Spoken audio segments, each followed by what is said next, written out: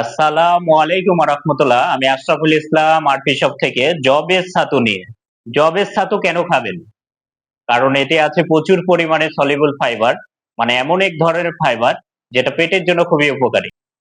বিশেষ করে যারা আইবিএস এ ভুগছেন, খাবার খাওয়ার পরে পেট ফুলে যায়, অস্বস্তি লাগে, পেট গ্যাসে ভরে যায়, তাদের জন্য জবের ছাতু হতে পারে প্রকৃতির পক্ষ থেকে এক নিয়ামত। এই জবের ছাতু খাবার কিছুদিনের মধ্যে আপনি বুঝতে পারবেন পেট ফাঁপা কমে যাচ্ছে, হজম শক্তি বাড়ছে, আর অস্বস্তি লাগছে না।